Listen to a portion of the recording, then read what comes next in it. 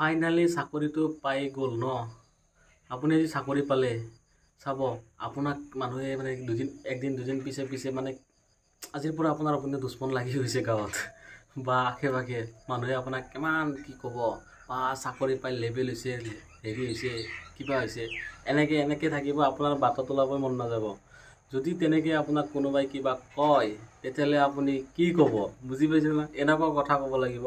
গতিকে সেই ভিডিঅ'টো শেষলৈকে চাওক। ভিডিঅ'ত কিছুমান কথা ক'ব চেষ্টা কৰিম মই, যিটো কথাই আপোনাৰ মানে অলপ হ'লেও মানে সহায় কৰিব, হেল্প কৰিব, আৰু ট্ৰেইনিং লাইফৰ কথা কিছুমান ক'ম।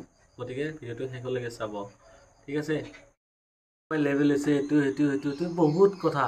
যদি আপোনাক তেতিয়া তেনেকৈ কয় যে চাকৰি পাই তোৰ লেভেল হৈছে, তেতিয়া কি কৰিব জানেনে নাই? তেতিয়া এটাই কথা ক'ব, সেইবিলাকৰ লগত বকি থাকি লাভ নাই। এটাই কথা ক'ব, যেতিয়া মই দৌৰি আছিলোঁ, দিনে দুপৰীয়াই গধূলি দৌৰি আছিলোঁ, প্ৰেক্টিছ কৰি আছিলোঁ, তেতিয়া তহঁতৰ ল'ৰাই কি কৰিছে, মানে কি ঘৰত বিচনাত শুই আছিলে, পইচা কামাই আছিলে।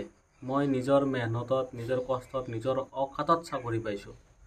এতিয়া তহঁতে মোক হাঁহিব আহিছা, তহঁতে মোক এতিয়া কৈ আছা লেভেল হৈছে। লেভেল দিম, এবছলিউটলি ৰাইট। লেভেলটো দিবই লাগিব ন। কিয়?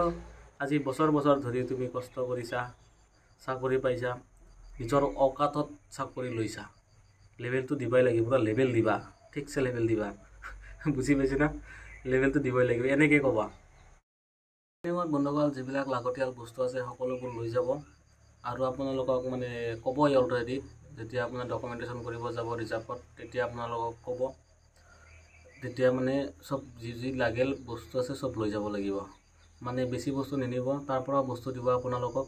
উৰা ঠাণ্ডাৰ দিন পৰিছে, উৰা কাপোৰ, তাৰ পৰাই আৰু এভৰিথিং লাগতীয়াল বস্তুখিনি আপোনালোকে বেগত ভৰাই বঢ়িয়াকৈ লৈ যাব।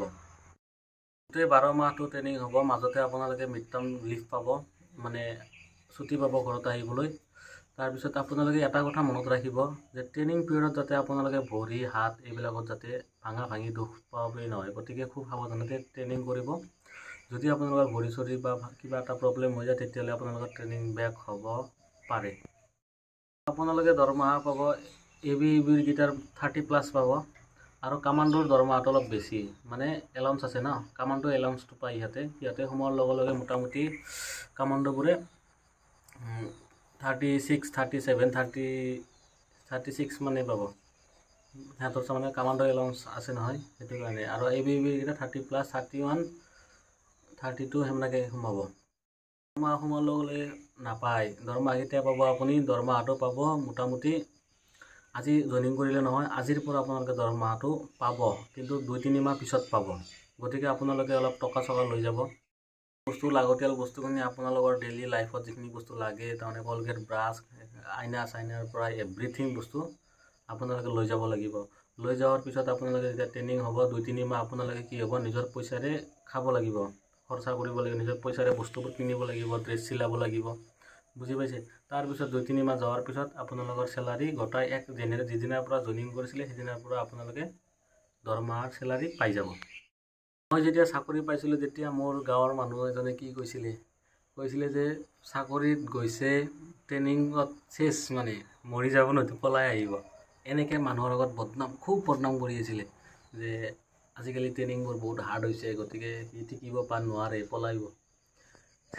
তেতিয়া মোৰ মাক আহি কিনে তাৰমানে কৈছিলে, যেনে মোৰ মায়ে কান্দি মোক ফোন মাৰিছিলে, যেন অমুকে এনেকৈ কৈছে। তেতিয়া মই হাঁহিছিলোঁ। মই কৈছোঁ এতিয়াতো এনেকৈ ক'ব, কিয় কৈছিল জানে না? এটা কামটা কৈছিল যাতে মোৰ মায়ে টেনশ্যন কৰক, চিন্তা কৰক মোৰ কাৰণে। অৱশ্যে মই বহুত দূৰত ট্ৰেইনিং কৰিছিলোঁ, গতিকে অলপ ঘৰৰ ফালৰ পৰা অলপ বেয়া লাগিবই ট্ৰেইনিং। যি কি নহওক, ট্ৰেইনিং লাইফটো মানে কি ৰিক্ৰুইট লাইফটো চবচে আৰামৰ লাইফ। এই লাইফটো আপোনালোকে ট্ৰেইনিং পাছ কৰাৰ পিছত বহুত মিছ কৰিব, এই জীৱনটো কেতিয়াও নাপাব। গতিকে ট্ৰেইনিং কৰিব, ভালদৰে কৰিব, এনজয়মেণ্ট ল'ব। ট্ৰেইনিং মেমৰি গোটেই জীৱন আপোনাৰ ব্ৰেইনত থাকি যাব, চিন্তা কৰিবলগীয়া একো নাই। ট্ৰেইনিঙত বন্ধুসকল ফিজিকেল হৈ থাকে, ৰানিং পৰীক্ষা হৈ থাকিব। তাৰপৰা আপোনালোকক পঢ়াব, নোটছ দিব, IPC পঢ়াব, CRPC পঢ়াব, ইণ্ডিয়ান পেনেল কোডৰ বিষয়ে পঢ়াব, যিখিনি আইনীৰ জ্ঞান সেইখিনি আপোনালোকক দিব, বহী কলম এইবোৰ লৈ যাব। তাৰপৰা আৰু কেইদিনমান পূৰে পৰীক্ষা হৈ থাকিব, 6 মাহৰ পিছত পৰীক্ষা হ'ব, তাৰপৰা POPত পৰীক্ষা হ'ব, ড্ৰিল চিল এইবিলাকত আপোনালোকে চব কমপ্লিট হৈ যাব, চিন্তা কৰিবলগীয়া একো নাই, একো মানে ডিপ্ৰেশ্যনত যাব নালাগে।